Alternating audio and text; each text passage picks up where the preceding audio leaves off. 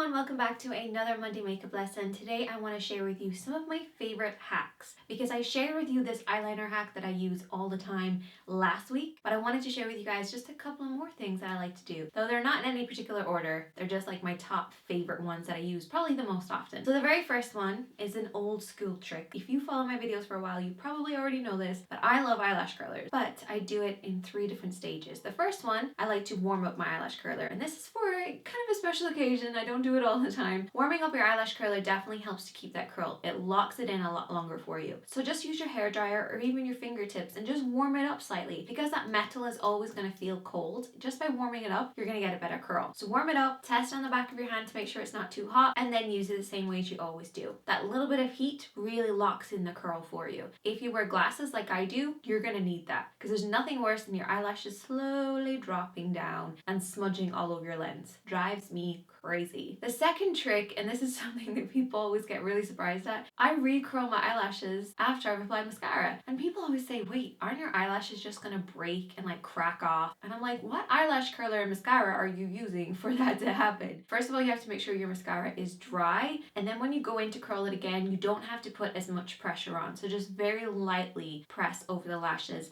and that will just lift them again. So throughout the day, if my lashes start to drop, I just give them a quick recurl. It takes 2 seconds and my eyelashes are going to look amazing again. And the third way that I like to use my eyelash curler is once I've applied my false eyelashes, I give them a quick curl. You have to be careful with this, so just hold on a second. So what you want to do is to open it really, really wide as you can, get all of the lashes in there, and then just very lightly, very slowly press downwards. You don't have to put too much pressure on because all you're doing is like sandwiching your 2 lashes together. So your fake ones and the natural ones, just pushing them slightly together. But be very careful because when you open them, sometimes they can stick to the top. So slowly open them and just press downwards. And this will just make sure it's not attached to this top line. It's not attached to the bottom line. It really lifts those false eyelashes. They feel a lot more lightweight and you can see clearly without having those false eyelashes in the way. The next trick is for anybody who loves their brows but just never has a chance to get them done. This is a little hack for you. I do this once or twice a week and it really keeps the shape in between waxing sessions. All you need is a spoolie, so just brush the hairs upwards and downwards, and anything that isn't within your line, you're just going to trim with a tiny pair of scissors. And you only want to cut off the very tips of the hairs. So don't go too close to the brows because then when you brush them back, they're going to be too short to spread across. And this won't interfere with your waxing sessions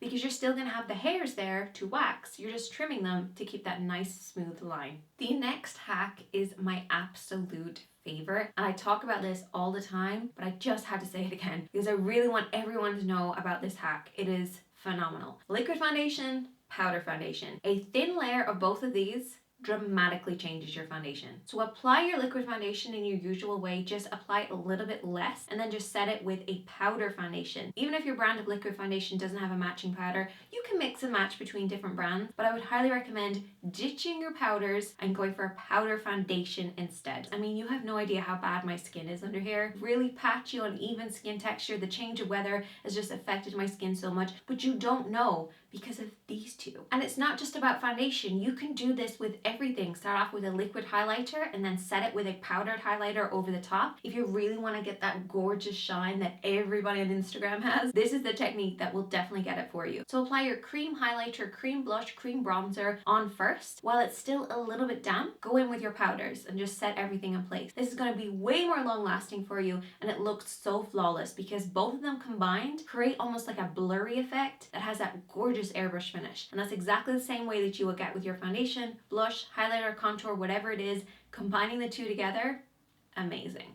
And another great thing about using a powder foundation is that throughout the day you can top up your makeup without worrying about it going cakey. I take a clean brush, I take a little bit of this product, and I just brush it over areas where I need more coverage, mostly around the nose area for hormonal redness or any blemishes that I have, brightening up underneath my eyes. Just a small amount of this foundation goes such a long way and your makeup's gonna look flawless. It's gonna look like you literally just applied it. Give loose powder foundations a go. Try them out. I used to hate them, now I love them. And the final tip is all about the lips.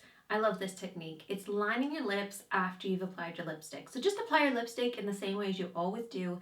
Then right at the end, go over with your lip liner. You get a very soft but still quite a polished finish. and you don't have to worry about them being a different color because they blend really nicely together. It's a great technique if you're using nudes or kind of natural lipsticks because it gives you that softer finish, and I much prefer it. But definitely let me know if there's any tips and tricks that you like to do. Leave a comment because I love hearing from you guys. Is there a tip here that you like to do, or do you do it slightly differently, or something that really works for you that you want to share with other people? Definitely leave a comment, and I will see you guys in a video on Wednesday. Bye guys!